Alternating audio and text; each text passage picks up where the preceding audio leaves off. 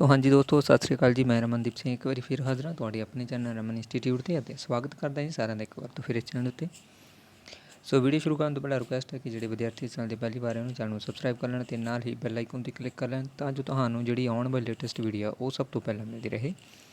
ਸੋ ਇਸ ਚੈਨਲ ਉੱਤੇ PSTET, STET and master cadre the preparation ਕਰਵਾਈ ਜਾਂਦੀ ਹੈ। ਸੋ ਘਰ ਬੈਠੇ ਹੀ ਵਧੀਆ ਤਰੀਕੇ ਦੇ ਨਾਲ ਪ੍ਰੀਪਰੇਸ਼ਨ ਕਰਨ ਦੇ ਲਈ ਚੈਨਲ ਨੂੰ ਸਬਸਕ੍ਰਾਈਬ ਕਰਨਾ ਨਾ ਭੁੱਲਿਓ।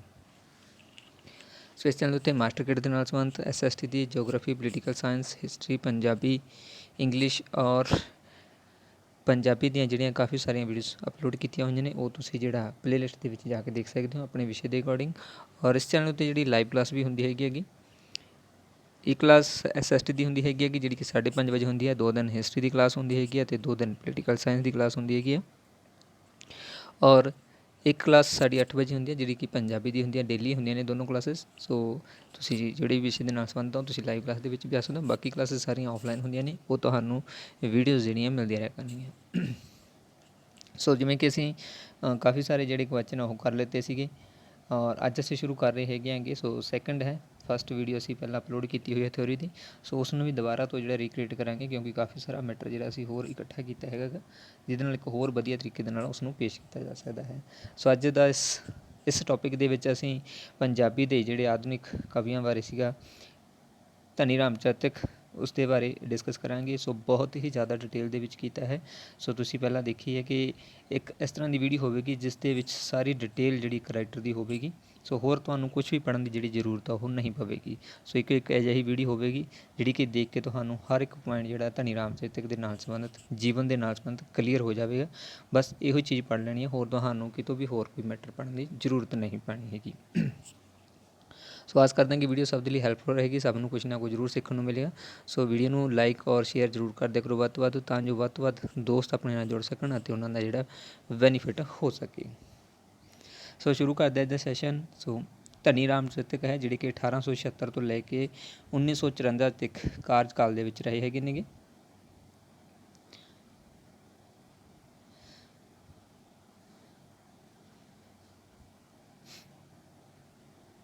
ਸੋ ਧਨੀ ਰਾਮ ਲਾਲਾ ਧਨੀ ਰਾਮ ਚਾਤ੍ਰਿਕ ਦਾ ਜਨਮ 4 ਅਕਤੂਬਰ 1876 ਨੂੰ ਹੋਇਆ ਸੀਗਾ ਪਿੰਡ ਪੱਸੀਆਂ ਵਾਲਾ ਵਿਖੇ ਜ਼ਿਲ੍ਹਾ ਸਿੱਖਪੁਰ ਦੇ ਵਿੱਚ ਲਾਲਾ ਪੋਹ ਮੱਲ ਦੇ ਘਰ ਹੋਇਆ ਸੀਗਾ। ਸੋ ਇਸੇ ਪਿੰਡ ਦੇ ਵਿੱਚ ਲਗਭਗ 100 ਵਰ੍ਹੇ ਪਹਿਲਾਂ ਪੰਜਾਬੀ ਪ੍ਰਸਿੱਧ ਕਵੀ ਇਮਾਮ ਬਖਸ਼ ਸੀਗਾ ਜਿਹੜਾ ਉਹਨਾਂ ਦਾ ਜਨਮ ਵੀ ਇਸੇ ਪਿੰਡ ਦੇ ਵਿੱਚ ਹੀ ਹੋਇਆ ਸੀਗਾ। ਔਰ ਚਾਤ੍ਰਿਕ ਦਾ ਬਚਪਨ ਹੈ ਜਿਹੜਾ ਉਹ ਮਾਝੇ ਦੇ ਪਿੰਡਾਂ ਦੇ ਵਿੱਚ ਪੰਜਾਬੀ ਸੱਭਿਆਚਾਰ ਦੀ ਖੁਸ਼ਬੂ ਦੇ ਰਜ ਮਾਣਦਿਆਂ ਗੁਜ਼ਾਰਿਆ ਸੀਗਾ। ਆਰਥਿਕ ਪੱਖੋਂ ਜਿਹੜੀ ਇਹਨਾਂ ਦੀ ਸਥਿਤੀ ਉਹ ਠੀਕ ਨਹੀਂ ਸੀਗੀ ਜਿਸ ਕਰਕੇ ਉਸਨੂੰ ਜਿਹੜਾ ਕਾਫੀ ਸਾਰੇ ਸਮੱਸਿਆਵਾਂ ਦਾ ਜਿਹੜਾ ਸਾਹਮਣਾ ਕਰਨਾ ਪਿਆ ਹੈ। ਔਰ ਇਸੇ ਸਥਿਤੀ ਦੇ ਕਰਕੇ ਹੀ ਉਹਨਾਂ ਨੇ ਸਾਰਾ ਪਰਿਵਾਰ ਜਿਹੜਾ ਉਹਨਾਂ ਦਾ ਸੀ 1878 ਦੇ ਵਿੱਚ ਪੱਸੀਆਂ ਵਾਲਾ ਪਿੰਡ ਛੱਡ ਕੇ ਪਿੰਡ ਲੋਪੋਕੇ ਵਿਖੇ ਜ਼ਿਲ੍ਹਾ ਅੰਮ੍ਰਿਤਸਰ ਦੇ ਵਿੱਚ ਜਾ ਵਸਿਆ ਸੀਗਾ। ਚਾਤ੍ਰਿਕ ਦੀ ਜਿਹੜੀ ਪਹਿਲੀ ਮੁੱਢਲੀ ਪੜ੍ਹਾਈ ਸੀ ਵੀ ਇਸੇ ਪਿੰਡ ਵਿੱਚ ਹੀ ਹੋਈ ਸੀ ਅਤੇ ਕਾਰੋਬਾਰ ਦੇ ਸਿਲਸਿਲੇ ਦੇ ਵਿੱਚ ਚਾਤ੍ਰਿਕ ਨੇ 3 ਕੁ ਵਰ੍ਹੇ ਜਿਹੜੇ ਸੀਗੇ ਭਾਰਤ ਦੀ ਮੁੰਬਈ ਮਹਾਨਗਰੀ ਸ਼ਹਿਰ ਦੇ ਵਿੱਚ ਵੀ ਬਿਤਾਏ ਸੀਗੇ ਕਿਉਂਕਿ ਉਸਨੂੰ ਜਿਹੜਾ ਕੰਮ ਦੀ ਜ਼ਰੂਰਤ ਸੀ, ਆਰਥਿਕ ਕੰਡੀਸ਼ਨ ਜਿਹੜੀ ਉਹਨਾਂ ਦੀ ਠੀਕ ਨਹੀਂ ਸੀਗੀ। ਸੋ ਇਸੇ ਕਰਕੇ ਹੀ ਉਹਨਾਂ ਨੇ ਜਿਹੜੀ ਕਿ ਮੁੰਬਈ ਦੇ ਵਿੱਚ ਜਾ ਕੇ ਵੀ ਕੰਮ ਕੁਛ ਸਮਾਂ ਤੱਕ ਕੀਤਾ ਹੈਗਾ। ਸੋ ਚਾਤ੍ਰਿਕ ਨੂੰ ਇਹ ਬੜਾ ਇੰਪੋਰਟੈਂਟ ਪੁਆਇੰਟ ਹੈਗਾ ਕਿ ਚਾਤ੍ਰਿਕ ਨੂੰ ਧਰਤੀ ਦਾ ਕਵੀ ਕਿਹਾ ਜਾਂਦਾ ਹੈ ਕਿਉਂਕਿ ਬਾਕੀ ਦੇ ਜਿਹੜੇ ਕਵੀ ਸੀ ਉਹਨਾਂ ਦੀਆਂ ਸਾਰਿਆਂ ਦੀਆਂ ਜਿਹੜੀਆਂ ਰਚਨਾਵਾਂ ਸੀ ਉਹ ਅਰਸ਼ਾਂ ਦੇ ਜ਼ਿਕਰਾਂ ਦੇ ਬਾਰੇ ਹੁੰਦੀ ਸੀਗੀ। ਬਟ ਧਨੀ ਰਾਮ ਚਾਤ੍ਰਿਕ ਇਹੋ ਜਿਹਾ ਸੀ ਜਿਹੜਾ ਕਿ ਧਰਤੀ ਦੀ ਗੱਲ ਕਰਦਾ ਸੀ, ਧਰਤੀ ਨੂੰ ਮੁੱਖ ਰੱਖਦਾ ਸੀ, ਜਿਸ ਦੇ ਕਾਰਨ ਇਸ ਨੂੰ ਧਰਤੀ ਦਾ ਕਵੀ ਕਿਹਾ ਜਾਂਦਾ ਸੀਗਾ।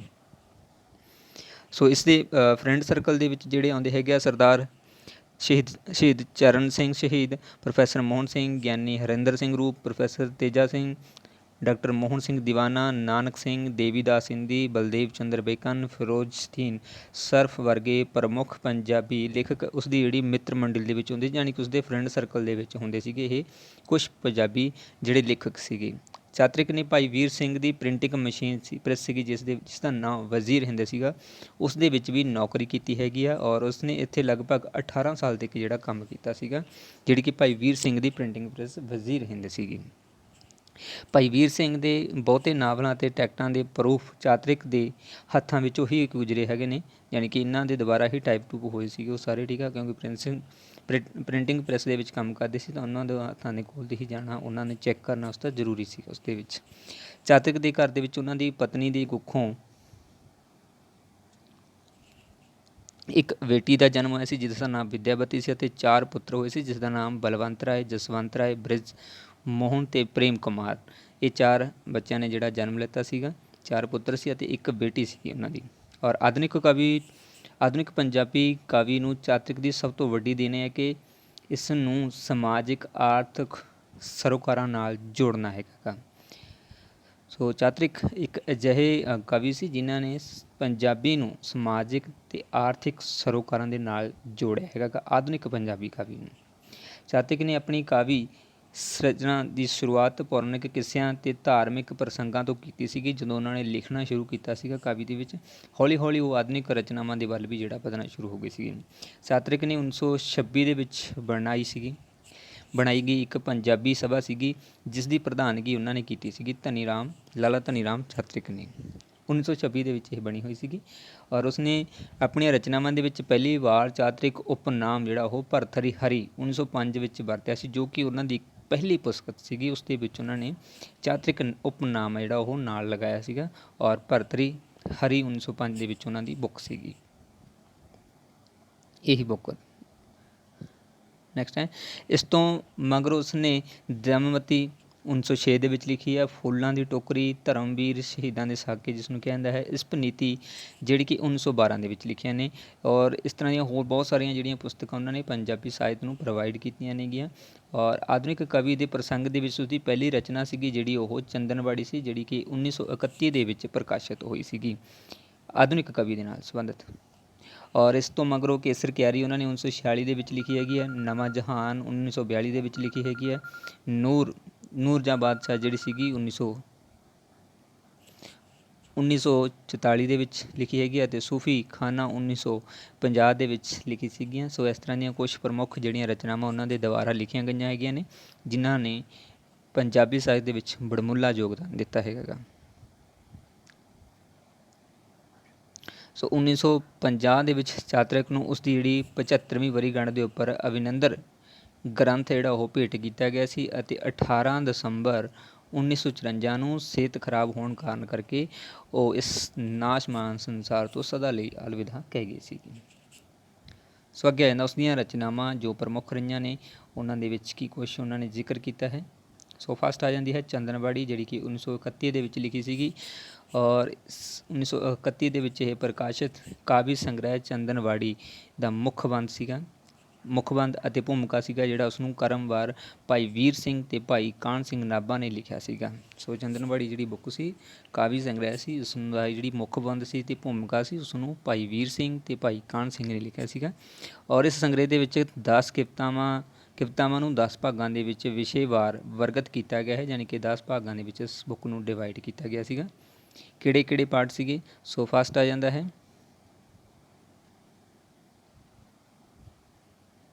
ਪ੍ਰਾਰਥਨਾਵਾਂ। ਸੋ ਪ੍ਰਾਰਥਨਾਵਾਂ ਜਿਹੜਾ ਹੈ ਇਸ ਭਾਗ ਦੇ ਵਿੱਚ ਚਾਤ੍ਰਿਕ ਦੀਆਂ 4 ਕਵਿਤਾਵਾਂ ਸੰਕਲਿਤ ਨੇ। ਇਹ ਭਾਗ ਇੱਕ ਤਰ੍ਹਾਂ ਦਾ ਮੰਗਲਾਚਰਨ ਦੀ ਭੂਮਿਕਾ ਨਿਭਾਉਂਦਾ ਹੈ। ਕਵੀ ਲਈ ਪਰਮਾਤਮਾ ਸ੍ਰਿਸ਼ਟੀ ਦੇ ਹਰ ਹਿੱਸੇ ਵਿੱਚ ਮੌਜੂਦ ਹੈ ਅਤੇ ਉਹ ਦੁਨੀਆ ਦੇ ਸਾਰੇ ਲੋਕਾਂ ਦਾ ਪਾਰ ਉਤਾਰਾ ਕਰਨ ਦੀ ਅਰਦਾਸ ਕਰਦਾ ਹੈਗਾ। ਦੂਸਰੇ ਭਾਗ ਦੇ ਵਿੱਚ ਧਾਰਮਿਕ ਭਾਵ ਸੀਗਾ, ਇਸ ਦੇ ਵਿੱਚ 5 ਕਵਿਤਾਵਾਂ ਸੀਗੀਆਂ। ਸੋ ਇਹ ਨੋਟ ਕਰਦੇ ਰਹਿਣਾ। ਪ੍ਰਾਰਥਨਾਵਾਂ ਦੇ ਵਿੱਚ 4 ਕਵਿਤਾਵਾਂ ਸੀਗੀਆਂ ਔਰ ਧਾਰਮਿਕ ਭਾਵ ਦੇ ਵਿੱਚ 5 ਕਵਿਤਾਵਾਂ ਸੀ। ਇਹਨਾਂ ਦੇ ਵਿੱਚ ਕਵੀ ਆਪਣੇ ਰਹੱਸਵਾਦੀ ਅਨੁਭਵ ਨੂੰ ਪ੍ਰਗਟ ਕਰਦਾ ਹੈ। ਪ੍ਰੀਤਮ ਜੀ ਨਾਮਕ ਕਵਿਤਾ ਦੇ ਵਿੱਚ ਪ੍ਰਭੂ ਦੇ ਨਿਸ਼ਠਰ ਸੁਭਾਅ ਦਾ ਚਿੰਨ੍ਹ ਕੀਤਾ ਗਿਆ ਹੈ ਕਿਉਂਕਿ ਉਹ ਜਗਿਆਸੂਆਂ ਅਤੇ ਦਰਸ਼ਨਾਂ ਦੇ ਅਭਿਲੇਖਿਆਂ ਨੂੰ ਦਰਸਾਉਂਦਾ ਰਹਿੰਦਾ ਹੈ, ਅਤੇ ਇਹੋ ਜਿਹੇ ਭਾਵ ਕਾਦਰ ਨਾਮਕ ਕਵਿਤਾ ਦੇ ਵਿੱਚ ਪ੍ਰਗਟ ਹੋਏ ਸਨ ਉਹਨਾਂ ਦੀ। ਇਸ ਤਰ੍ਹਾਂ ਚਾਤ੍ਰਿਕ ਧਰਮ ਦੇ ਪਖੰਡੀ ਰੂੜੀਵਾਦੀ ਕਾਰੋਬਾਰ ਦੇ ਰੂਪ ਦੀ ਡਟ ਕੇ ਆਲੋਚਨਾ ਕਰਦਾ ਹੈ ਜੋ ਕਿ ਉਸਦੇ ਮਾਨਵਵਾਦੀ ਅਨੁਭਵ ਨੂੰ ਪ੍ਰਮਾਣਿਤ ਕਰਦਾ ਹੈ। ਸੋ ਮਾਨਵਵਾਦੀ ਅਨੁਭਵ ਉਹਨਾਂ ਦਾ ਸੀਗਾ, ਇਹ ਇੰਪੋਰਟੈਂਟ ਹੈਗਾ। ਸੋ ਇਹ ਆਪਾਂ ਕੁਐਸਚਨ ਦੇ ਵਿੱਚ ਡਿਸਕਸ ਕੀਤਾ ਹੋਇਆ ਹੈ।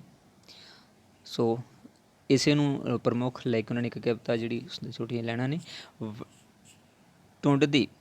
ਸੋ ਬਾਬਾ ਨਹੀਂ ਇੱਥੇ ਟੁੰਡਦੀ ਹੈਗਾ। ਟੁੰਡਦੇ ਤੇਰਾ ਟਿਕਾਣਾ ਹੋਏ ਬਰਬਾਦ ਕਈ, ਤੇਰੇ ਦਰ ਲਈ ਕਰਕੇ ਫਰਿਆਦ ਕਈ, ਤੇਰੇ ਰਾਹਾਂ 'ਤੇ ਖਲੇ ਫਸ ਗਏ ਆਜ਼ਾਦ ਕਈ, ਰੁੜ ਗਏ ਤਾਰੂ ਕਈ, ਭੁੱਲ ਗਏ ਉਸਤਾਦ ਕਈ।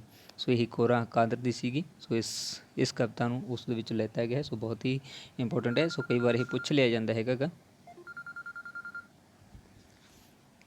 ਸਕੂਰਾਕਾਰ ਜਿਹੜੀ ਕਵਿਤਾ ਸੀ ਉਸ ਦੇ ਵਿੱਚੋਂ ਇਹ ਲਿੱਤੇ ਗਏ ਨੇ, ਜੋ ਕਿ ਅੰਧ ਵਿਸ਼ਵਾਸਾਂ ਦੇ ਪਖੰਡੀ ਰੂੜੀਵਾਦ ਦਾ ਵਿਰੋਧ ਕਰਦੀ ਹੈਗੀ ਹੈ।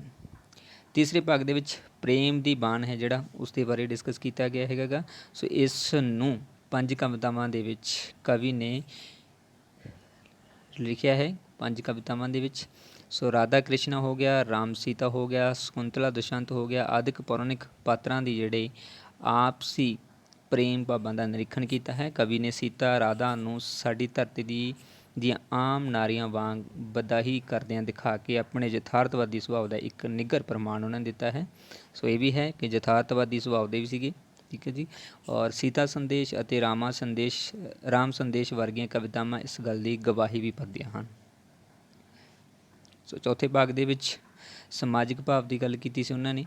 ਸੋ ਸਮਾਜਿਕ ਭਾਵ ਦੇ ਵਿੱਚ ਉਹਨਾਂ ਦੀਆਂ 10 ਕਵਿਤਾਵਾਂ ਸੀਗੀਆਂ ਜਿਹੜੀਆਂ ਕਿ ਕਵੀ ਨੇ ਆਪਣੇ ਯੁੱਗ ਦੀਆਂ ਸਮਾਜਿਕ ਸਮੱਸਿਆਵਾਂ ਦਾ ਨਿਰੂਪਣ ਕੀਤਾ ਸੀਗਾ, ਜਿਵੇਂ ਕਿ ਗ੍ਰਸਤਨ ਧਰਮ, ਪਿਤਾ ਵੱਲੋਂ ਪੁੱਤਰ ਨੂੰ ਸੂਚਨਾ, ਬਾਲ ਵਿਧਵਾ, ਸੁਖੀ ਜੀਵਨ ਦੀ ਕੁੰਜੀ, ਬੇਰੁਜ਼ਗਾਰੀ, ਇੱਕ ਧੀ ਦੀ ਆਪਣੇ ਮਾਪਿਆਂ ਵੱਲ ਚਿੱਠੀ ਆਦਿ। ਸੋ ਇਹ ਪ੍ਰਮੁੱਖ ਜਿਹੜੀਆਂ ਇਸ ਦੇ ਵਿੱਚ ਸਮਾਜਿਕ ਭਾਵ ਵਾਲੀਆਂ ਕਵਿਤਾਵਾਂ ਸੀ। 20ਵੀਂ ਸਦੀ ਦੇ ਮੁੱਢਲੇ ਦਹਾਕਿਆਂ ਦੇ ਵਿੱਚ ਸੁਧਾਰਵਾਦੀ ਲਹਿਰਾਂ ਦਾ ਖੂਬ ਬੋਲਬਾਲਾ ਸੀ। ਇਸ ਕਾਰਨ ਚਾਤਰਿਕ ਦੀ ਵਿਚਾਰਧਾਰਾ ਦਾ ਸੁਧਾਰਵਾਦੀ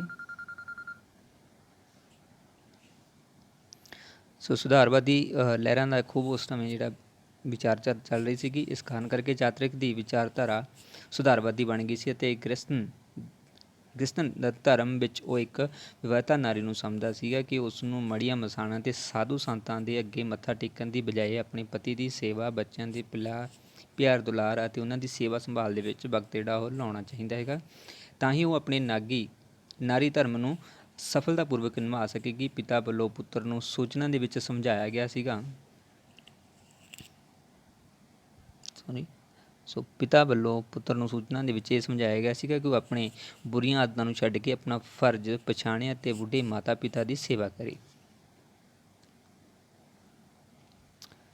ਸੁਖੀ ਜੀਵਨ ਦੇ ਕੁੰਜੀ ਦੇ ਵਿੱਚ ਕਵੀ ਨੇ ਗੁਲਾਮੀ ਨਾਲੋਂ ਆਜ਼ਾਦੀ ਨੂੰ ਜਿਹੜਾ ਤਰਜੀਹ ਦਿੰਦਾ ਹੈਗਾ ਅਤੇ ਬੇਰੁਜ਼ਗਾਰੀ ਦੇ ਵਿੱਚ ਰੁਜ਼ਗਾਰ ਦੇ ਮਹੱਤਵ ਨੂੰ ਜਿਹੜਾ ਉਹ ਦਰਸਾਇਆ ਗਿਆ ਸੀਗਾ। ਧੀ ਦੀ ਚਿੱਠੀ ਦੇ ਵਿੱਚ ਕਵੀ ਦੱਸਦਾ ਹੈ ਕਿ ਮਾਪਿਆਂ ਨੂੰ ਚਾਹੀਦਾ ਹੈ ਕਿ ਆਪਣੀ ਧੀ ਨੂੰ ਖੂਬ ਪੜ੍ਹਾਈ ਲਿਖਾਈ ਕਰਾਉਣ ਅਤੇ ਚੱਜ ਆਚਾਰ ਦੇਣ, ਤਾਂ ਕਿ ਉਸ ਸਹੁਰੇ ਘਰ ਵਿੱਚ ਜਾ ਕੇ ਉਸ ਦਾ ਜਿਹੜਾ ਕੋਈ ਨਾ ਕੋਈ ਮੁੱਲ ਪੈ ਜਾਵੇ। ਇਸ ਭਾਗ ਦੀਆਂ ਕਵਿਤਾਵਾਂ ਦੇ ਵਿੱਚ ਕਈ ਸਮਾਜਿਕ ਜੀਵਨ ਦੇ ਨਾਲ ਸੰਬੰਧਿਤ ਸਮੱਸਿਆਵਾਂ ਬਾਰੇ ਸੁਧਾਰਵਾਦੀ ਦ੍ਰਿਸ਼ਟੀਕੋਣ ਦਾ ਪ੍ਰਗਟਾਵਾ ਜਿਹੜਾ ਉਹ ਕੀਤਾ ਗਿਆ ਸੀਗਾ। ਸੋ ਸਦਾਚਾਰ 5ਵੇਂ ਭਾਗ ਦੇ ਵਿੱਚ ਸਦਾਚਾਰ ਸੀ। ਇਸ ਭਾਗ ਦੇ ਵਿੱਚ ਕਵੀ ਨੇ ਸਦਾਚਾਰਕ ਕਦਰਾਂ ਕੀਮਤਾਂ ਦੀ ਪੇਸ਼ਕਾਰੀ ਕਰਦੇ ਹੋਏ ਮਨੁੱਖ ਨੂੰ ਵਿਕਾਰਾਂ ਤੋਂ ਬਚਣ ਦਾ ਸੁਝਾਅ ਦਿੱਤਾ ਸੀ। ਹਿੰਮਤ ਦੀ ਫਤਿਹ ਨਾਮਕ ਕਵਿਤਾ ਦੇ ਵਿੱਚ ਚਾਤਰਿਕ ਦੌਲਤ, ਬੁੱਧੀ, ਵਿੱਦਿਆ ਅਤੇ ਹੋਣੀ ਨਾਲੋਂ ਹਿੰਮਤ ਅਤੇ ਸਾਹਸ ਨੂੰ ਜਿਹੜਾ ਉਹ ਵਧੇਰੇ ਮਹੱਤਵ ਅਤੇ ਬਲਵਾਨ ਅਤੇ ਪ੍ਰਭਾਵਸ਼ਾਲੀ ਸਿੱਧ ਕਰਦਾ ਹੈਗਾ ਗਾ। ਨਾਮਕ ਕਵਿਤਾ ਦੇ ਵਿੱਚ ਕਵੀ ਹਲੀਮੀ ਅਤੇ ਨਿਤਾ ਦਾ ਗੁਣਗਾਨ ਕਰਦਾ ਹੈ। ਬਲਦ ਦੀ ਕਹਾਣੀ ਨਾਮਕ ਕਵਿਤਾ ਦੇ ਵਿੱਚ ਇਨਸਾਨ ਨੂੰ ਪਸ਼ੂਆਂ ਤੋਂ ਪ੍ਰੇਰਨਾ ਲੈ ਕੇ ਲੋਕ ਭਲਾਈ ਦੇ ਕੰਮ ਕਰਨ ਦਾ ਜਿਹੜਾ ਉਪਦੇਸ਼ ਆ ਉਹ ਦਿੱਤਾ ਜਾਂਦਾ ਹੈਗਾ ਗਾ। 6ਵੇਂ ਭਾਗ ਦੇ ਵਿੱਚ ਦੇਸ਼ ਕੌਮ ਦੇ ਤਰਾਨੇ ਆ ਜਾਂਦੇ ਹੈਗੇ। ਇਸ ਭਾਗ ਦੇ ਵਿੱਚ ਕਵੀ ਦੀਆਂ ਦੇਸ਼ ਪਿਆਰ ਦੀਆਂ ਭਾਵਨਾਵਾਂ ਨੂੰ ਮੁੱਖ ਰੱਖ ਕੇ ਲਿਖੀਆਂ ਹੋਈਆਂ ਕਵਿਤਾਵਾਂ ਸੰਕਲਿਤ ਹਨ। ਇੱਕ ਕਵਿਤਾ ਦੇ ਵਿੱਚ ਫੁੱਟ ਦੇ ਕਾਰੇ ਵਿੱਚ ਚਾਤਕ ਹਿੰਦੁਸਤਾਨੀਆਂ ਨੂੰ ਸੰਪਰਦਾਇਕਤਾ ਏਕਤਾ ਦਾ ਪਾਠ ਪੜ੍ਹਾਉਂਦਾ ਹੈ। ਹੋਸ਼ ਦਾ ਛੱਠਾ ਦੇ ਵਿੱਚ ਅਛੂਤ ਉਧਾਰ ਦਾ ਸੰਦੇਸ਼ ਵਿਕਸਿਤ ਕੀਤਾ ਗਿਆ ਹੈਗਾ ਗਾ। ਏਕੇ ਦੀ ਬਰਕਤ ਦੇ ਵਿੱਚ ਏਕਤਾ ਦਾ ਪਾਠ ਜਿਹੜਾ ਪੜ੍ਹਾਇਆ ਗਿਆ ਹੈਗਾ ਗਾ। ਪੰਜਾਬ ਨਾਮਕ ਕਵਿਤਾ ਦੇ ਵਿੱਚ ਕਵੀ ਨੇ ਪੰਜਾਬੀ ਸੱਭਿਆਚਾਰ ਦੇ ਵੱਖ-ਵੱਖ ਪੱਖਾਂ ਦਾ ਗੌਰਵ ਗਾਨ ਕੀਤਾ ਹੈਗਾ ਗਾ ਅਤੇ ਇਸ ਕਵਿਤਾ ਨੂੰ ਉਸਨੇ 7 ਭਾਗਾਂ ਦੇ ਵਿੱਚ ਪੇਸ਼ ਕੀਤਾ ਹੈ। ਬਣਤਰ ਦੇ ਆਧਾਰ 'ਤੇ ਬਰਕਤ ਦੇ ਸਕਾਵਤਾ, ਇਤਿਹਾਸਕ ਸ਼ਾਨ, ਸੁਭਾਅ ਔਰ ਸਦਰ ਜਿਹੜੇ ਹੈਗੇ ਨੇ ਇਹਨਾਂ 7 ਭਾਗਾਂ ਦੇ ਵਿੱਚ ਡਿਵਾਈਡ ਕੀਤਾ ਹੈ। 7ਵਾਂ ਭਾਗ ਹੈ ਜੀ ਕੁਦਰਤ ਦਾ ਮੇਲਾ। ਸੋ ਇਸ ਭਾਗ ਦੇ ਵਿੱਚ ਕੁਦਰਤ ਦੇ ਕੁਝ ਜਿਹੜੇ ਦ੍ਰਿਸ਼ ਨੇਗੇ ਅਤੇ ਸਾਧਾਰਨ ਸਥਾਨ ਨੇ ਜਿਹੜੇ ਉਹਨਾਂ ਦੇ ਬਾਰੇ ਜਿਹੜਾ ਕਵਿਤਾਵਾਂ ਲਿਖੀਆਂ ਗਈਆਂ ਨੇ, ਜਿਵੇਂ ਕਿ ਹਿਮਾਲਾ ਹੋ ਗਿਆ, ਬਸੰਤ ਹੋ ਗਏ, ਗੰਗਾ ਹੋ ਗਈ, ਰਾਤ ਹੋ ਗਈ, ਨਿਸ਼ਾਤ ਬਾਗ ਹੋ ਗਿਆ, ਗੁਲਮਾਰਗ, ਬਸੰਤ ਰੁੱਤ, ਸੌਣ, ਇਸ ਦੀਆਂ ਕੁਝ ਪ੍ਰਸਿੱਧ ਕਵਿਤਾਵਾਂ ਹਨ। ਔਰ ਹਿਮਾਲਿਆ ਵਿੱਚ ਇਸ ਪਹਾੜ ਦੀਆਂ ਬਰਕਤਾਂ ਦਾ ਜਿਹੜਾ ਵਰਣਨ ਕੀਤਾ ਗਿਆ ਹੈ। ਬਸੰਤ ਦੇ ਵਿੱਚ ਰੁੱਤ ਵਰਣਨ ਕੀਤਾ ਗਿਆ ਹੈਗਾ। ਗੰਗਾ ਦੇ ਵਿੱਚ ਪਵਿੱਤਰ ਨਦੀ ਦੀ ਮਹਿਮਾ ਦਾ ਜਿਹੜਾ ਗਾਇਨ ਉਹ ਕੀਤਾ ਗਿਆ ਹੈਗਾ। ਰਾਤ ਦੇ ਵਿੱਚ ਰਾਤ ਦੀ ਰਾਣੀ ਦੇ ਉਪਕਾਰਾਂ ਦਾ ਜਿਹੜਾ ਵਰਣਨ ਕੀਤਾ ਗਿਆ ਹੈ। ਅਤੇ ਨਿਸ਼ਾਤ ਬਾਗ ਦੇ ਵਿੱਚ ਅਤੇ ਗੁਲਮਾਰਗ ਦੇ ਵਿੱਚ ਕਸ਼ਮੀਰ ਦੀ ਜਿਹੜੀ ਸੁੰਦਰਤਾ ਦਾ ਬਿਆਨ ਕੀਤਾ ਗਿਆ ਹੈਗਾ। ਸਾਉਣ ਵਿੱਚ ਇੱਕ ਪਿੰਡ ਵਿੱਚ ਹੋਈ ਵਰਖਾ ਦੇ ਰੁੱਤ ਦਾ ਜਿਹੜਾ ਦ੍ਰਿਸ਼ ਉਹ ਪੇਸ਼ ਕੀਤਾ ਗਿਆ ਹੈਗਾ ਗਾ। ਸੋ ਸਾਉਣ ਦੇ ਵਿੱਚੋਂ ਕੁਛ ਲੈਣਾ ਨਹੀਂ ਗਿਆ। ਸਾਉਣ ਮਾਹ ਝੜੀਆਂ ਗਰਮੀ ਝਾੜ ਸੁੱਟੀ, ਧਰਤੀ ਪੁੰਗਰੀ ਟਹਿਕੀਆਂ ਟਾਹਲੀਆਂ, ਰਾਹ ਰੋਕ ਲਏ ਛੱਪੜਾਂ ਟੋਬਿਆਂ ਨੇ, ਨਦੀਆਂ ਨਾਲਿਆਂ ਜੂਹਾਂ ਹੀ ਕਾਲੀਆਂ ਨੇ। ਸੋ ਇਹ ਜਿਹੜਾ ਸਾਉਣ ਦੀ ਇੱਕ ਕਵਿਤਾ ਸੀ ਉਸ ਦੇ ਵਿੱਚੋਂ ਇਹ ਕੁਛ ਲੈਣਾ ਸੀਗੀਆਂ। ਸੋ 8ਵੇਂ ਭਾਗ ਦੇ ਵਿੱਚ ਆਉਂਦਾ ਹੈਗਾ ਸਾਹਿਤ ਦਾ ਬਗੀਚਾ। ਸੋ ਇਸ ਭਾਗ ਦੇ ਵਿੱਚ ਕਵੀ ਨੇ ਸਾਹਿਤਕ ਸਰਗਰਮ ਨਾਲ ਸੰਬੰਧਿਤ ਕਵਿਤਾਵਾਂ ਨੂੰ ਸ਼ਾਮਿਲ ਕੀਤਾ ਹੈਗਾ ਗਾ। ਜਿਵੇਂ ਕਿ ਕਵੀ ਦਾ ਰੱਬ ਨਾਮਕ ਕਵਿਤਾ ਦੇ ਵਿੱਚ ਕਵੀ ਦਰਸਾਉਂਦਾ ਹੈ ਕਿ ਕਵੀਆਂ ਦਾ ਰੱਬ ਮੰਦਰ ਜਾਂ ਮਸੀਤਾਂ ਦੇ ਵਿੱਚ ਕੈਦ ਨਹੀਂ ਹੁੰਦਾ, ਉਹ ਧਰਮ ਦੇ ਰੀਤੀ ਰਿਵਾਜ਼ਾਂ ਤੋਂ ਉੱਪਰ ਹੁੰਦਾ ਹੈਗਾ ਗਾ। ਔਰ ਗਰੀਬ ਕਿਸਾਨ ਕਵਿਤਾ ਦੇ ਵਿੱਚ ਕਿਸਾਨ ਦੀ ਕਠਿਨ ਜੀਵਨ ਅਤੇ ਉਸ ਦੀਆਂ ਪ੍ਰਮੁੱਖ ਸਮੱਸਿਆਵਾਂ ਨੂੰ ਸੂਚੀਬੱਧ ਕੀਤਾ ਗਿਆ ਹੈਗਾ ਗਾ।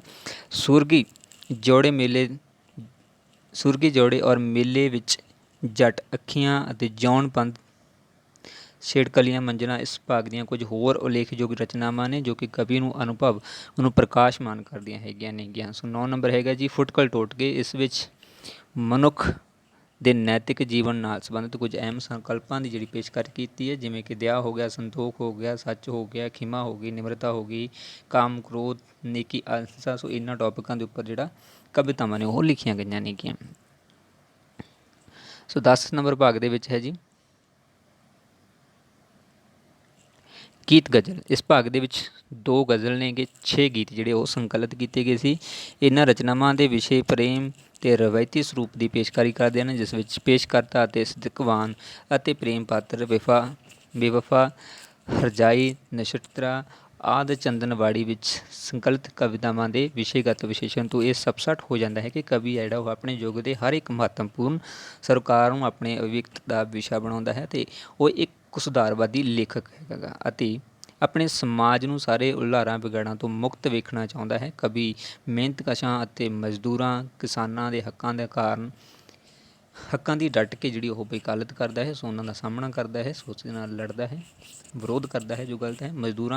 ਮਜ਼ਦੂਰ ਉਸ ਵਾਸਤੇ ਸੁਰਗੀ ਜੁੜੇ ਹਨ ਜਿਨ੍ਹਾਂ ਦਾ ਮੱਥੇ 10 ਨੋਹਾਂ ਦੀ ਕਿਰਤ ਦੀ ਕਮਾਈ ਦੇ ਕਾਰਨ ਸਦਾ ਦਮਕਦੇ ਚਮਕਦੇ ਰਹਿੰਦੇ ਹਨ। ਚਾਤਰਿਕ ਦੀਆਂ ਕਵਿਤਾਵਾਂ ਵਿੱਚ ਭਾਈ ਵੀਰ ਸਿੰਘ ਵਾਂਗ ਕੋਈ ਰਹੱਸ ਤਾਂ ਨਹੀਂ ਹੈ, ਪਰ ਉਸ ਦੀ ਸੂਝ ਉਸ ਨੂੰ ਧਰਤੀ ਨਾਲ ਬੰਨ੍ਹੀ ਰੱਖਦੀ ਹੈ। ਇਸੇ ਲਈ ਪੂਰਨ ਵਾਂਗ ਰੋਮਾਂਟਿਕ ਨਾ ਹੋ ਕੇ ਉਹ ਯਥਾਰਥਵਾਦੀ ਹੋ ਨਿਬੜਦਾ ਹੈ। ਸੋ ਇਹ ਪੁਆਇੰਟ ਨੋਟ ਹੈ, ਯਥਾਰਥਵਾਦੀ ਜਿਹੜਾ ਉਹ ਬਣਾਇਆ ਜਾਂਦਾ ਅਤੇ ਧਰਤੀ ਦਾ ਕਵੀ ਜਿਹੜਾ ਉਸਨੂੰ ਕਿਹਾ ਜਾਂਦਾ ਹੈ। ਨੈਕਸਟ ਹੈ ਜੀ ਦੂਸਰੀ ਬੁੱਕ ਕੇਸਰ ਕਿਆਰੀ। ਸੋ ਕੇਸਰ ਕਿਆਰੀ ਬੁੱਕ ਹੈ ਜਿਹੜੀ ਉਹ 1946 ਦੇ ਵਿੱਚ ਪ੍ਰਕਾਸ਼ਿਤ ਕੀਤੀ ਗਈ ਸੀਗੀ। ਦੂਜਾ ਸੰਗ੍ਰਹਿ ਸੀਗਾ ਇਹ ਔਰ ਇਸ ਵਿੱਚ ਉਸ ਦੀਆਂ ਜਿਹੜੀਆਂ 1932 ਤੋਂ ਲੈ ਕੇ 1940 ਤੱਕ ਦੀਆਂ ਲਿਖੀਆਂ ਕਵਿਤਾਵਾਂ ਸੀ ਉਸ ਨੂੰ ਸੰਕਲਿਤ ਇਸ ਦੇ ਵਿੱਚ ਕੀਤਾ ਗਿਆ ਸੀਗਾ। ਇਸ ਕਾਵਿ ਸੰਗ੍ਰਹਿ ਦੇ ਵਿੱਚ ਉਸ ਦੀਆਂ ਛੋਟੀਆਂ ਕਵਿਤਾਵਾਂ ਨੂੰ ਸੰਕਲਿਤ ਕੀਤਾ ਗਿਆ। ਸਮੇਂ ਦੌਰਾਨ ਉਸ ਦਾ ਝੁਕਾਅ ਜਿਹੜਾ ਸੰਗਨੁਮਾ ਨਵੀਆਂ ਬਿਰਤਾਂਤਿਕ ਕਵਿਤਾਵਾਂ ਲਿਖਣ ਦੀ ਬਜਾਏ ਸਰੋਦੀ ਕਵਿਤਾ ਦੇ ਵੱਲ ਸੀਗਾ। ਸੋ ਸਰੋਦੀ ਕਵਿਤਾਵਾਂ ਜਿਹੜੀਆਂ ਉਹ ਲਿਖਦੇ ਸੀ ਇਸ ਦੇ ਵਿੱਚ ਬਿਰਤਾਂਤਿਕ ਦੇ ਨਾਲੋਂ। ਠੀਕ ਹੈ ਜੀ। ਇਸ ਕਾਵਿ ਸੰਗ੍ਰਹਿ ਵਿੱਚ ਨਜ਼ਮਾਂ ਬਹੁਤ ਘੱਟ ਹਨ ਅਤੇ ਗਜ਼ਲਾਂ, ਗੀਤ, ਕਾਫੀਆਂ ਅਤੇ ਕਵਾਲੀਆਂ ਜਿਹੜੀਆਂ ਉਹ ਵਧੇਰੀ ਗਿਣਤੀ ਦੇ ਵਿੱਚ ਪਾਈਆਂ ਜਾਂਦੀਆਂ ਨੇ। ਗਿਣਤੀ ਦੀਆਂ ਜੋ ਕਵਿਤਾਵਾਂ ਆਈਆਂ ਹਨ ਉਹਨਾਂ ਵਿੱਚ ਪੰਜਾਬ ਅਤੇ ਪੰਜਾਬੀਅਤ ਦੀ ਜਿਹੜੀ ਮਹਿਮਾ ਦਾ ਉਹ ਗਿਆਨ ਯਾਨੀ ਗੁਣਗਾਨ ਉਹ ਕੀਤਾ ਗਿਆ ਹੈਗਾ। ਸੋ ਆਪਣੀਆਂ ਕਵਿਤਾਵਾਂ ਦੇ ਵਿੱਚ ਚਾਤਰਿਕ ਨੇ ਪੰਜਾਬ ਦੇ ਮੇਲਿਆਂ ਦਾ ਜਿਹੜਾ ਉਹ ਭਰਪੂਰ ਵਰਣਨ ਕੀਤਾ ਹੈਗਾ ਗਾ, ਕਿਉਂਕਿ ਉਹ ਜਾਣਦਾ ਸੀ ਕਿ ਪੰਜਾਬ ਵਿੱਚ ਲੱਗਣ ਵਾਲੇ ਮੇਲੇ ਇਸ ਦੀ ਤਰਜੀਹ ਦੇ ਸੱਚੇ ਸੁੱਚੇ ਪ੍ਰਤੀਕ ਹਨ। ਮੇਲੇ ਵਿੱਚ ਜੱਟ, ਵਿਸਾਖੀ ਦਾ ਮੇਲਾ, ਬਸੰਤ ਆਦਿ ਕਵਿਤਾਵਾਂ ਦੇ ਵਿੱਚ ਕਵੀ ਨੇ ਵੱਖਰੇ ਵੱਖਰੇ ਮੌਸਮ ਵਿੱਚ ਲੱਗਣ ਵਾਲੇ ਮੇਲਿਆਂ ਨੂੰ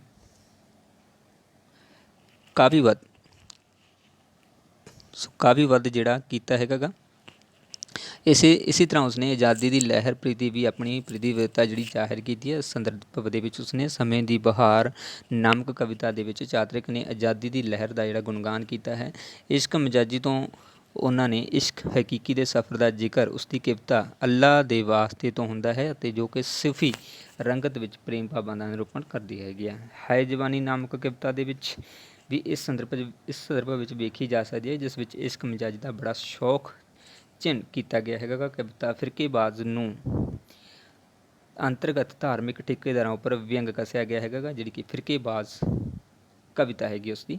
ਠੇਕੇਦਾਰ ਜਿਹੜੇ ਧਰਮ ਦੇ ਠੇਕੇਦਾਰ ਨੇ ਉਹਨਾਂ ਦੇ ਪ੍ਰਤੀ ਕੜੇ ਸ਼ਬਦ ਜੋ ਕਹੇ ਗਏ ਨੇ। 1936 ਦੇ ਵਿੱਚ ਪੈਦਾ ਹੋਈ ਪ੍ਰਗਤੀਸ਼ੀਲੀ ਲਹਿਰ ਨੇ ਪੰਜਾਬ ਦੇ ਸਮੁੱਚੇ ਲੇਖਕਾਂ ਦਾ ਜਿਹੜਾ ਧਿਆਨ ਆ ਉਹ ਇਸ ਦੇ ਵੱਲ ਖਿੱਚ ਦਿੱਤਾ ਸੀਗਾ। ਉਹ ਕੌਮ ਦੇ ਸਿਪਾਹੀਓ ਜਿਹੜੇ ਨਾਮਕ ਕਵਿਤਾ ਹੈ ਦੇਸ਼ ਭਗਤੀ ਦੀ ਭਾਵਨਾ ਨੂੰ ਬਿਆਨ ਕਰਦੀ ਹੈ। ਉਹ ਇੱਕ ਉਤਕ੍ਰਿਸ਼ਟ ਪ੍ਰਗਤੀਸ਼ੀਲ ਕਵਿਤਾ ਦਾ ਨਮੂਨਾ ਹੈ। ਇਸੇ ਤਰ੍ਹਾਂ ਕਵਿਤਾ ਬਹਾਰ ਦਾ ਸਨੇਹ ਵਿੱਚ ਇੱਕ ਪ੍ਰਕਿਰਤੀ ਚੈਨ ਨੂੰ ਰੂਪਮਾਨ ਕੀਤਾ ਜਾਂਦਾ ਹੈ। ਕਾਵਿ ਸੰਗ੍ਰਹਿ ਵਿੱਚ ਕਵੀ ਨੇ ਗੀਤਾਂ, ਗਜ਼ਲਾਂ, ਕਾਫੀਆਂ, ਕਵਾਲੀਆਂ ਐਂਡ ਛੰਦਬੰਦ ਨਾਜ਼ਮਾਂ ਦੇ ਮਾਧਿਅਮ ਦੁਆਰਾ ਆਪਣੇ ਭਾਵਾਂ ਦਾ ਜਿਹੜਾ ਇਜ਼ਹਾਰ ਕੀਤਾ ਹੈ। ਉਸ ਦੀਆਂ ਗਜ਼ਲਾਂ ਬਥੇਰੇ ਕਰਕੇ ਮਸਲਨ ਹਨ, ਅਰਥਾਤ ਉਸਨੇ ਇੱਕ ਹੀ ਮਜ਼ਮੂਨ ਨੂੰ ਜਿਹੜਾ ਨਿਭਾਇਆ ਹੈ। ਕਾਫੀਆਂ ਵਿੱਚ ਉਹ ਸਮੂਹ ਗਾਣ ਨੂੰ ਪਰੰਪਰਾ ਨੂੰ ਨਿਭਾਇਆ ਹੈ ਅਤੇ ਚਾਤ੍ਰਿਕ ਨੇ ਕਾਫੀਆਂ ਨੂੰ ਸੂਫੀ ਦਰਵੇਸ਼ਾਂ ਦੀ ਤਰ੍ਹਾਂ ਕਵਾਲੀਆਂ ਦੇ ਰੂਪ ਵਿੱਚ ਗਾਉਣ ਦਾ ਜਿਹੜਾ ਉਹ ਸੰਕੇਤ ਦਿੱਤਾ ਹੈਗਾ ਗਾ। ਸੋ ਨੈਕਸਟ ਤੀਸਰੀ ਬੁੱਕ ਸੀਗੀ ਉਸਦੀ ਨਵਾਂ ਜਹਾਨ। ਸੋ ਧਨੀ ਰਾਮ ਚੇਤਕ ਦਾ ਤੀਜਾ ਜਿਹੜਾ ਕਾਵਿ ਸੰਗ੍ਰਹਿ ਹੈ ਉਹ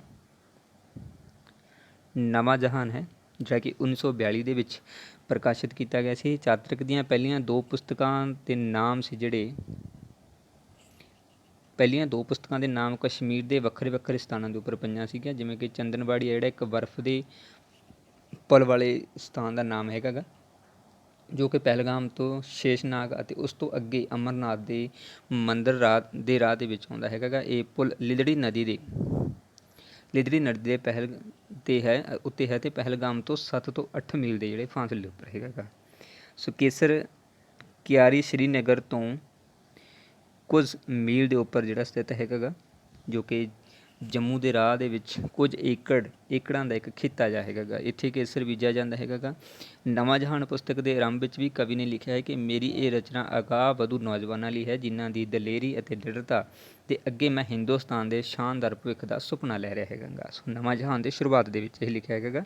ਇਹ ਪੁੱਛਿਆ ਜਾ ਸਕਦਾ ਕਿ ਕਈ ਵਾਰ ਕਿ ਕਿਸ ਬੁੱਕ ਦੇ ਵਿੱਚ ਇਹ ਲਾਈਨ ਕਹੀ ਗਈ ਹੈ, ਸੋ ਇਹ ਤੁਸੀਂ ਨੋਟ ਕਰ ਲੈਣਾ ਹੈ।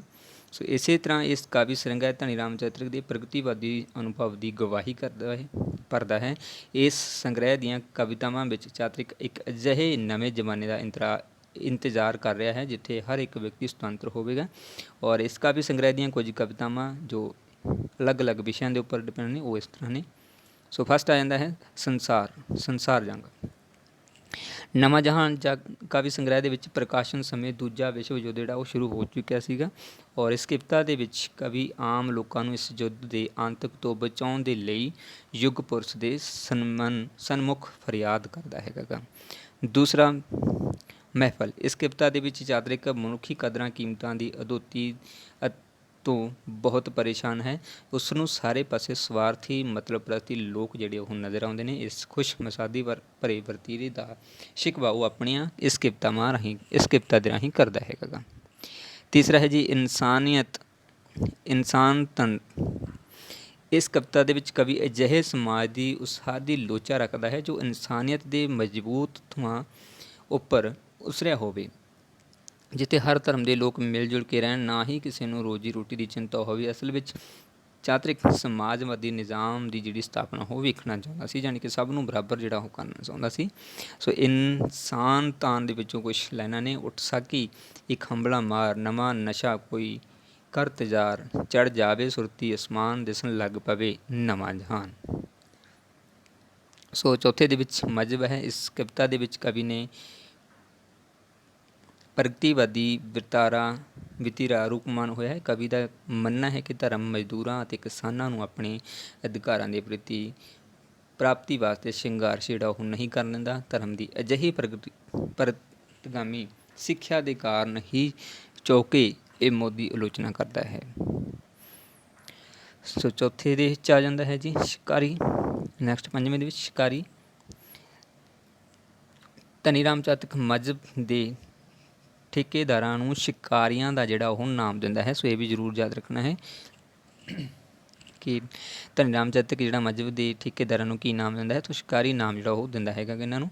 ਔਰ ਇਸ ਕਵਿਤਾ ਰਾਹੀਂ ਉਸਨੇ ਦੱਸਣ ਦਾ ਯਤਨ ਕੀਤਾ ਹੈ ਕਿ ਜਿਸ ਤਰ੍ਹਾਂ ਸ਼ਿਕਾਰੀ ਲੋਕ ਆਪਣੇ ਸ਼ਿਕਾਰ ਨੂੰ ਲਾਲਚ ਦੇ ਕੇ ਆਪਣੇ ਜੰਗਲ ਦੇ ਵਿੱਚ ਫਸਾ ਲੈਂਦੇ ਨੇ, ਉਸੇ ਤਰੀਕੇ ਦੇ ਨਾਲ ਮੌਲਵੀ ਪੰਡਿਤ, ਭਾਈ ਆਦਿ ਲੋਕ ਧਾਰਮਿਕ ਚਿੰਨ੍ਹਾਂ ਨੂੰ ਅੱਗੇ ਰੱਖ ਕੇ ਭੋਲੇ ਭਾਲੇ ਲੋਕਾਂ ਨੂੰ ਆਪਣਾ ਸ਼ਿਕਾਰ ਜਿਹੜਾ ਉਹ ਬਣਾ ਲੈਂਦੇ ਹੈਗੇ ਨੇ। ਇਸੇ ਤਰ੍ਹਾਂ ਜਿਹੜਾ ਨਵਾਂ ਜਹਾਨ ਕਾਵਿ ਸੰਗ੍ਰਹਿ ਇੱਕ ਵਿੱਚ ਕਵੀ ਨੇ ਗਜ਼ਲਾਂ, ਗੀਤ, ਰਵਾਈਆਂ ਦੇ ਨਾਲ ਨਾਲ ਕੁਝ ਨਜ਼ਮਾਂ ਵੀ ਸੰਕਲਿਤ ਕੀਤੀਆਂ ਨੇ। ਉਸਨੇ ਗਜ਼ਲਾਂ ਦੇ ਰਵਾਇਤੀ ਪ੍ਰਤੀਕ ਸਾਕੀ, ਬੁਲਬੁਲ, ਗੁਲ ਮਖਾਨਾ, ਰਿੱਧ ਆਦਿਕ ਨੂੰ ਨਵੇਂ ਅਰਥ ਜਿਹੜੇ ਪ੍ਰਦਾਨ ਕੀਤੇ ਹਨ। ਕਵੀ ਸੰਬੋਧਨੀ ਅਤੇ ਨਾਟਕੀ ਅੰਦਾਜ਼ ਦੇ ਵਿੱਚ ਆਪਣੇ ਪਾਠਕਾਂ ਦੇ ਨਾਲ ਸੰਵਾਦ ਜਿਹੜਾ ਰਚਾਉਂਦਾ ਹੈ, ਤਾਂ ਜੋ ਉਹਨਾਂ ਨੂੰ ਬੀਤੇ ਯੁੱਗ ਦੀਆਂ ਰੂੜੀਆਂ ਅਤੇ ਜਰਾਰਤ ਰਵਾਇਤਾਂ ਨੂੰ ਨਾਲੋਂ ਤੋੜ ਕੇ ਆਜ਼ਾਦੀ ਦੇ ਸੰਘਰਸ਼ ਦੇ ਨਾਲ ਜੋੜਿਆ ਜਾ ਸਕੇ। ਇਸ ਕਾਵਿ ਸੰਗ੍ਰਹਿ ਦੀਆਂ ਕਵਿਤਾਵਾਂ ਚਾਤਰਿਕ ਨੂੰ ਇੱਕ ਪ੍ਰਗਤੀ ਕਵੀ ਦੇ ਰੂਪ ਵਿੱਚ ਸਥਾਪਿਤ ਕਰਦੀਆਂ ਹਨ। ਸੋ ਨੈਕਸਟ ਕਾਵਿ ਸੰਗ੍ਰਹਿ ਹੈ ਜੀ ਉਹਨਾਂ ਦਾ ਨੂਰ ਜਹਾਨ ਬਾਦਸ਼ਾਹ ਬੇਗਮ। ਸੋ 1944 ਦੇ ਵਿੱਚ ਇਹ ਪ੍ਰਕਾਸ਼ਿਤ ਹੋਇਆ ਸੀ। ਧਨੀ ਰਾਮ ਚੇਤਕ ਦੁਆਰਾ ਮੁਗਲ ਰਾਣੀ ਨੂਰ ਜਹਾਨ ਦੀ ਜਿਹੜੀ ਜੀਵਨ ਚਰਿੱਤਰ ਬਾਰੇ ਇਹ ਲਿਖੀ ਗਈ ਹੈਗੀ ਔਰ ਇਹ ਇੱਕ ਲੰਬੀ ਕਵਿਤਾ ਹੈ, ਇਹ ਵੀ ਧਿਆਨ ਦੇ ਵਿੱਚ ਰੱਖਣਾ ਹੈ। ਇਹ ਇੱਕ ਲੰਬੀ ਕਵਿਤਾ ਹੈ। ਪਹਿਲੀ ਵਾਰ 1944 ਦੇ ਵਿੱਚ ਸ਼ਾਹਮੁਖੀ ਲਿਪੀ ਦੇ ਵਿੱਚ ਇਸ ਨੂੰ ਪ੍ਰਕਾਸ਼ਿਤ ਕੀਤਾ ਗਿਆ ਸੀ। ਇਹ ਨੋਟ ਕਰਨ ਵਾਲੀ ਹੈ ਕਿ ਸ਼ਾਹਮੁਖੀ ਦੇ ਵਿੱਚ ਕਿਹੜੀ ਬੁੱਕ ਲਿਖੀ ਗਈ ਹੈ, ਧਨੀ ਰਾਮ ਚੇਤਕ ਦੀ, ਤਾਂ ਨੂਰ ਜਹਾਨ ਬਾਦਸ਼ਾਹ ਬੇਗਮ ਹੈ ਜਿਹੜੀ ਹੈ 1944 ਦੇ ਵਿੱਚ ਬਚੀ ਹੈ। ਕਵੀ ਦੁਆਰਾ ਮੁੜ ਇਸ ਕਵਿਤਾ ਨੂੰ ਗੁਰਮੁਖੀ ਦੇ ਵਿੱਚ 1953 ਦੇ ਵਿੱਚ ਜਿਹੜਾ ਲਿਖ ਦਿੱਤਾ ਗਿਆ ਸੀਗਾ। ਇਸੇ ਕਵਿਤਾ ਨੂੰ 1953 ਦੇ ਵਿੱਚ ਗੁਰਮੁਖੀ ਲਿਪੀ ਦੇ ਵਿੱਚ ਵੀ ਪਰਿਵਰਤਿਤ ਕਰ ਦਿੱਤਾ ਸੀਗਾ ਔਰ ਇਹ ਕਵਿਤਾ ਜਿਹੜੀ ਉਹ 317 ਦੀ ਹੈਗੀ। ਆਰੰਭ ਵਿੱਚ ਇਹ ਕਵਿਤਾ ਦੋਹਾਬਲੀ ਦੇ ਰੂਪ ਦੇ ਵਿੱਚ ਲਿਖੀ ਗਈ ਹੈਗੀ ਆ ਅਤੇ ਬਾਅਦ ਵਿੱਚ ਇਸ ਕਵਿਤਾ ਨੂੰ ਵਾਰਤਕ ਟੁਕੜੀਆਂ ਦੇ ਵਿੱਚ ਜੋੜਿਆ ਗਿਆ ਹੈਗਾ। ਇਸ ਵਿੱਚ 20 ਪੰਨਿਆਂ ਦੀ ਕਵਿਤਾ ਦੇ ਨਾਲ 58 ਪੰਨਿਆਂ ਦੀ ਇੱਕ ਵਾਰਤਕ ਹੈ ਜਿਹੜੀ ਉਹ ਜੁੜੀ ਹੋਈ ਹੈਗੀ ਹੈ। ਸੋ ਨੂਰ ਜਹਾਨ ਨੂੰ ਬਿਆਨੀਆਂ ਕਵਿਤਾ ਦਾ ਇੱਕ ਉੱਤਮ ਨਮੂਨਾ ਜਿਹੜਾ ਆਖਿਆ ਜਾ ਸਕਦਾ ਹੈਗਾ ਗਾ। ਧਨੀ ਰਾਮ ਚੇਤਕ ਨੇ ਇਸ ਲੰਬੀ ਬਿਰਤਾਂਤਿਕ ਕਵਿਤਾ ਨੂੰ 8 ਭਾਗਾਂ ਦੇ ਵਿੱਚ ਜਿਹੜਾ ਡਿਵਾਈਡ ਕੀਤਾ ਹੈਗਾ ਗਾ। ਸੋ ਪਹਿਲਾ ਆਉਂਦਾ ਗਾ ਸ਼ਾਇਰ ਦੀ ਸੱਟ। ਸੋ ਇਸ ਭਾਗ ਦੇ ਵਿੱਚ ਕਵੀ ਨੇ ਨੂਰ ਜਹਾਨ ਨੂੰ ਬੜੇ ਹੀ ਵਿਰਾਗ ਨਾਲ ਯਾਦ ਕਰਦਿਆਂ ਉਸਦੀ ਸ਼ਖਸੀਅਤ ਦੇ ਮਹੱਤਵਪੂਰਨ ਪੱਖਾਂ ਦਾ ਜਿਹੜਾ ਬਿਆਨ ਕੀਤਾ ਹੈ। ਸੋ ਦੂਸਰਾ ਜਨਮ ਹੈ। ਇਸ ਭਾਗ ਦੇ ਵਿੱਚ ਨੂਰ ਜਹਾਨ ਜੋ ਕਿ ਈਰਾਨ ਸ਼ਹਿਰ ਦੀ ਜੰਮ ਪਲੀ ਸੀਗੀ ਔਰ ਉਸਦੀ ਮੁੱਢਲੀ ਜ਼ਿੰਦਗੀ ਨੂੰ ਜਿਹੜਾ ਬਿਆਨ ਕੀਤਾ ਗਿਆ। ਇਸ ਭਾਗ ਵਿੱਚ ਕਵੀ ਨੇ ਨੂਰ ਜਹਾਨ ਦੀ ਖੂਬਸੂਰਤੀ ਦੀ ਵੀ ਜਿਹੜੀ ਤਾਰੀਫ ਉਹ ਕੀਤੀ ਹੈਗੀ ਹੈ।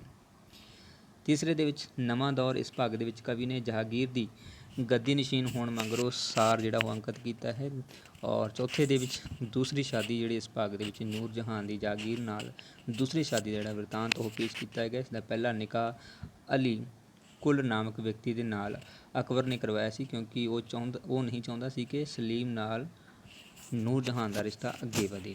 ਸੋ ਪੰਜਵੇਂ ਦੇ ਵਿੱਚ ਆਉਂਦਾ ਦਾਨਿਸ਼ਮੰਦੀ। ਇਸ ਭਾਗ ਦੇ ਵਿੱਚ ਕਵੀ ਨੇ ਨੂਰ ਜਹਾਨ ਨੂੰ ਦੂਰ ਅੰਦੇਸ਼ੀ ਅਤੇ ਚਤੁਰਤਾ ਦਾ ਜਿਹੜਾ ਉਹ ਵਰਣਨ ਕੀਤਾ ਹੈ। ਛੇਵੇਂ ਦੇ ਵਿੱਚ ਦੂਜਾ ਜਾਂ ਰੰਡੀਪਾ ਜਿਹੜਾ ਆ ਜਾਂਦਾ ਹੈਗਾ। ਇਸ ਭਾਗ ਦੇ ਵਿੱਚ ਜਹਾਂਗੀਰ ਦੀ ਮੌਤ ਦਾ ਪ੍ਰਸੰਗ ਜਿਹੜਾ ਉਹ ਪੇਸ਼ ਕੀਤਾ ਗਿਆ ਹੈ। ਇਸ ਭਾਗ ਵਿੱਚ ਨੂਰ ਜਹਾਨ ਦੇ ਪਤਨੀ ਅਤੇ ਉਸਦੀ ਮੌਤ ਤੋਂ ਮਗਰੋਂ ਮੌਤ ਨੂੰ ਵੀ ਜਿਹੜਾ ਬਿਆਨ ਕੀਤਾ ਗਿਆ ਹੈ, ਪਤੀ ਦੀ ਮੌਤ ਨੂੰ। ਨੈਕਸਟ ਹੈ ਖਾਤਮਾ 7 ਨੰਬਰ। ਸੋ ਇਸ ਭਾਗ ਦੇ ਵਿੱਚ ਨੂਰ ਜਹਾਨ ਦੀ ਮੌਤ ਮਗਰੋਂ ਦੇ ਦ੍ਰਿਸ਼ਾਂ ਨੂੰ ਜਿਹੜਾ ਬਿਆਨ ਕੀਤਾ ਗਿਆ ਹੈ। ਕਵੀ ਨੇ ਨੂਰ ਜਹਾਨ ਦੇ ਚਰਿੱਤਰ ਦੀ ਬਖੂਬੀ ਜਿਹੜੀ ਉਹ ਪੇਸ਼ ਕੀਤੀ ਹੈ ਇਸ ਦੇ ਵਿੱਚ। ਔਰ ਲਾਸਟ ਦੇ ਵਿੱਚ ਆਖਰੀ ਅਰਜ ਆਉਂਦਾ ਹੈ। ਇਸ ਭਾਗ ਦੇ ਵਿੱਚ ਕਵੀ ਨੇ ਨੂਰ ਜਹਾਨ ਦੇ ਜੀਵਨ ਬਿਰਤਾਂਤ ਨੂੰ ਮਾਨਵੀ ਆਧਾਰ ਜਿਹੜਾ ਉਹ ਪ੍ਰਦਾਨ ਕੀਤਾ ਹੈ। ਇਸ ਦਾ ਮੰਨਣਾ ਹੈ ਕਿ ਨੂਰ ਜਹਾਨ ਦੇ ਕਾਲ ਵਿੱਚ ਲੋਕ ਸੱਭਿਆਚਾਰਕ ਏਕਤਾ ਨਾਲ ਜੁੜੇ ਹੋਏ ਹਨ ਜਦ ਕਿ ਅੱਜ ਸੱਭਿਆਚਾਰ ਦੀਆਂ ਤੰਦਾਂ ਟੁੱਟ ਚੁੱਕੀਆਂ ਹਨ ਅਤੇ ਲੋਕ ਧਰਮ ਦੇ ਨਾਮ ਉੱਤੇ ਇੱਕ ਦੂਜੇ ਦੇ ਵੈਰੀ ਉਹ ਬਣੇ ਬੈਠੇ ਹਨ। ਇਸ ਲੰਬੀ ਕਵਿਤਾ ਦੇ ਅੰਤ ਵਿੱਚ ਕਵੀ ਨੇ ਕਿੱਸਾ ਕਾਵਿ ਪਰੰਪਰਾਵਾਂ ਵਾਂਗ ਆਪਣਾ ਨਾਮ, ਪਤਾ, ਕਵਿਤਾ ਲਿਖਣ ਦਾ ਸਾਲ ਵੀ ਜਿਹੜਾ ਬਿਆਨ ਕੀਤਾ ਹੈ। ਕਵੀ ਨੇ ਇਤਿਹਾਸ ਅਤੇ ਕਾਵਿ ਦਾ ਬਹੁਤ ਸੁਚੱਜਾ ਜਿਹੜਾ ਉਹ ਸੁਮੇਲ ਇਸ ਦੇ ਵਿੱਚ ਕੀਤਾ ਹੈ। ਇੱਕ ਇਤਿਹਾਸਕ ਪ੍ਰਸੰਗ ਨੂੰ ਪੇਸ਼ ਕਰਨ ਦੀ ਉਸਨੇ ਆਪਣੇ ਯੁੱਗ ਦੀ ਇੱਕ ਤਸਵੀਰ ਜਿਹੜੀ ਉਹ ਪੇਸ਼ ਕੀਤੀ ਹੈ। ਸੋ ਨੈਕਸਟ ਹੈ ਜੀ ਸੂਫੀਖਾਨਾ। ਸੋ ਸੂਫੀਖਾਨਾ ਜਿਹੜੀ ਉਹ 1950 ਦੇ ਵਿੱਚ ਲਿਖੀ ਗਈ ਸੀਗੀ। ਧਨੀ ਰਾਮ ਚੇਤਕ ਦਾ ਆਖਰੀ ਕਾਵਿ ਸੰਗ੍ਰਹਿ ਇਹ ਹੈਗਾ ਔਰ 1950 ਦੇ ਵਿੱਚ ਲਿਖਿਆ ਗਿਆ ਸੀ। ਇਸ ਕਾਵਿ ਸੰਗ੍ਰਹਿ ਦੇ ਵਿੱਚ ਕਵੀ ਨੇ ਕਈ ਪ੍ਰਕਾਰ ਦੇ ਵਿਸ਼ਿਆਂ ਨੂੰ ਜਿਹੜਾ ਉਹ ਰੂਪਮਾਨ ਕੀਤਾ ਹੈ। ਇਸ ਵਿੱਚ ਕੁਝ ਕਵਿਤਾਵਾਂ ਜੋ ਇਸ ਪ੍ਰਕਾਰ ਨੇ, ਜਿਵੇਂ ਕਿ ਬੋਲੀ ਪੰਜਾਬੀ ਸਾਡੀ। ਇਸ ਕਵਿਤਾ ਵਿੱਚ ਕਵੀ ਨੇ ਪੰਜਾਬੀ ਬੋਲੀ ਪ੍ਰਤੀ ਆਪਣੇ ਪ੍ਰੇਮ ਨੂੰ ਰੂਪਮਾਨ ਕੀਤਾ ਹੈ, ਪੇਸ਼ ਕੀਤਾ ਹੈ। ਉਹ ਨਾਲ ਹੀ ਇਹ ਵੀ ਐਲਾਨ ਕਰਦਾ ਹੈ ਕਿ ਅਸੀਂ ਆਪਣੀ ਮਾਂ ਬੋਲੀ ਪੰਜਾਬੀ ਤੋਂ ਕਦੇ ਵੀ ਬੇਮੁਖ ਨਹੀਂ ਹੋਵਾਂਗੇ। ਦੂਸਰੀ ਕਵਿਤਾ ਵਿੱਚ ਭੈ ਮਾਵਾਂ। ਧਨੀ ਰਾਮ ਚੇਤਕ ਨੇ ਇਸ ਕਵਿਤਾ ਰਾਹੀਂ ਆਪਣੇ 3 ਮਾਵਾਂ ਬਾਰੇ ਜਿਹੜਾ ਸੰਕੇਤ ਕੀਤਾ ਹੈ। ਸੋ ਤਿੰਨ ਮਾਵਾਂ ਕਿਹੜੀਆਂ ਨੇ? ਪਹਿਲੀ ਮਾਂ ਜਿਹੜੀ ਲక్ష్ਮੀ ਦੇਵੀ ਆ ਜਾਂਦੀ ਸੀ, ਜਿਸ ਨੂੰ ਕਵੀ ਨੇ ਆਪਣੀ ਕੁੱਖੋਂ ਜਿਹੜਾ ਜਨਮ ਦੇ ਕੇ ਪਾਲਿਆ ਸੀਗਾ, ਔਰ ਦੂਜੀ ਮਾਂ ਜਿਹੜੀ ਭਾਰਤ ਮਾਤਾ ਬਣੀ ਹੈ, ਜਿਸ ਦੀ ਪਵਿੱਤਰ ਮਿੱਟੀ ਵਿੱਚ ਉਸ ਦਾ ਜਨਮ ਹੋਇਆ, ਜਿਸ ਦਾ ਕਰਜ਼ ਉਤਾਰਨ ਦੇ ਲਈ ਕਵੀ ਉਹ ਬਣਿਆ ਸੀ। ਔਰ ਤੀਜੀ ਮਾਂ ਜਿਹੜੀ ਉਸਦੀ ਸੀਗੀ, ਜਿਸ ਨੂੰ ਪੰਜਾਬੀ ਬੋਲੀ ਕਹਿੰਦੇ ਸੀਗੇ, ਬੋਲੀ ਨੂੰ ਦਿੰਦਾ ਸੀਗਾ, ਜਿਸ ਵਿੱਚ ਉਹ ਤਮਾਮ ਉਮਰ ਕਿੱਸੇ ਅਤੇ ਕਹਾਣੀਆਂ ਨੂੰ ਉਹ ਰਚਦਾ ਰਿਹਾ ਹੈ। ਸੋ ਤਿੰਨ ਨੇ ਇਹ ਜ਼ਰੂਰ ਨਾਲ ਯਾਦ ਰੱਖਣਾ ਹੈ। ਤਿੰਨ ਮਾਵਾਂ ਨੇ, ਪਹਿਲੀ ਲక్ష్ਮੀ ਮਾਤਾ, ਲక్ష్ਮੀ ਦੇਵੀ ਜਿਹੜੀ ਕਿ ਉਹਨਾਂ ਦੀ ਅਸਲ ਮਾਤਾ ਸੀਗੀ, ਇਹਨਾਂ ਨੇ ਜਨਮ ਦਿੱਤਾ ਸੀ, ਔਰ ਦੂਜੀ ਮਾਤਾ ਭਾਰਤ ਮਾਤਾ, ਅਤੇ ਤੀਸਰੀ ਜਿਹੜੀ ਪੰਜਾਬੀ ਬੋਲੀ।